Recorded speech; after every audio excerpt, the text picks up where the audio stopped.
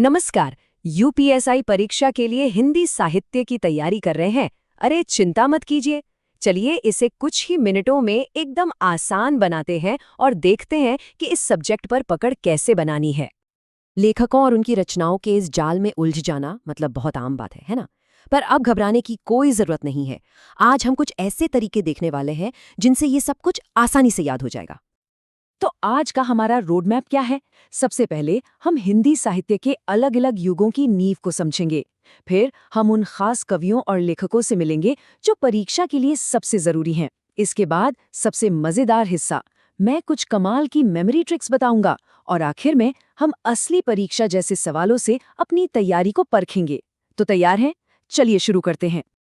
देखिए, हिंदी साहित्य के इस विशाल सागर को समझने का सबसे अच्छा तरीका है इसे इसके युगों में बांटकर देखना। तो हमारी यात्रा शुरू होती है भक्ति काल से, जो समझिए कि हिंदी साहित्य की आत्मा है। तो भक्ति काल, जैसा कि नाम से ही जाहिर है, ये दौर पूरी तरह से ईश्वर की भक्ति को समर्पित था। इस दौर के 4 महास्तंभ थे: कबीर, सूरदास, तुलसीदास और मीराबाई। इनकी रचनाएं जैसे बीजक और रामचरितमानस ये सिर्फ कविताएं नहीं हैं, बल्कि हमारी संस्कृति की धरोहर हैं। भक्ति के बाद आया रीतिकाल, जहां कविता का अंदाज ही बदल गया। यहाँ जोर कलाकारी और अलंकारों पर था। इस दौर के 2 बड़े नाम बस याद रखने हैं: बिहारी अपनी बिहारी सतसई के लिए और केशवदास अपनी रसिक प्रिया के लिए। मतलब यहाँ भक्ति से ज्यादा कविता की सजावट जरूरी हो गई थी। और फिर आता है आधुनिक काल, जहां साहित्य ने समाज और इंसान की भावनाओं को खुलकर आवाज दी। यहाँ तो विषयों की भरमार है। जयशंकर प्रसाद के महाकाव्य कामायनी से लेकर महादेवी वर्मा की दर्द भरी यामा तक, यह युग हिंदी साहित्य की असली विविधता को दिखाता है। अच्छा, कविता की दुनिया से निकलकर अब कहानी और उपन्यासों की ओर चलते हैं। एक बात याद रखिए, यूपीएसआई परीक्षा में गद्य साहित्य से भी उतने ही जरूरी सवाल आते हैं जितने कविता से। जब भी हिंदी उपन्यास का जिक्र होता है तो एक नाम सबसे पहले आता है: प्रेमचंद।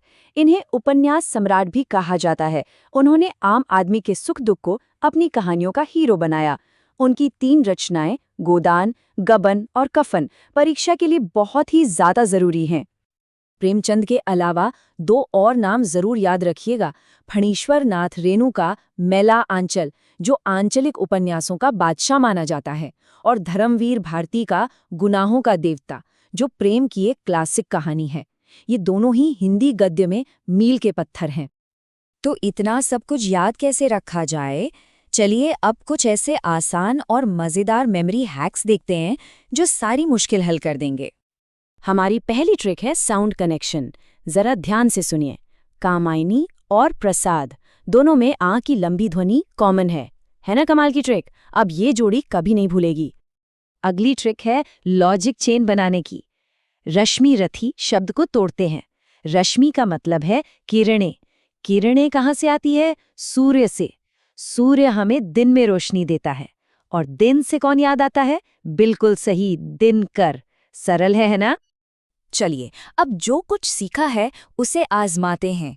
तैयार हो जाइए कुछ असली परीक्षा जैसे सवालों के लिए और देखते हैं कि हमारी ट्रिक्स कितनी काम आती हैं।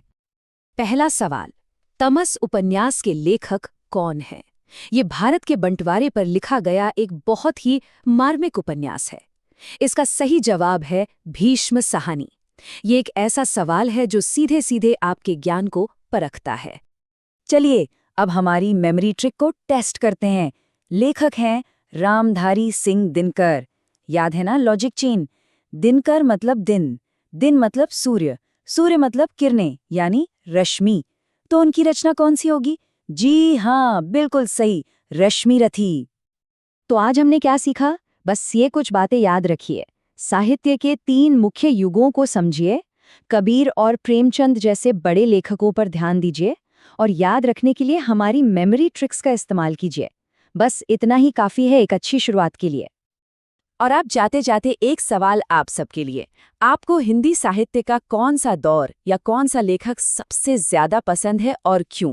क्या आपको भक्ति काल की गहराई खींचती है या आधुनिक काल का खुलापन? नीचे कमेंट्स में जरूर बताइएगा।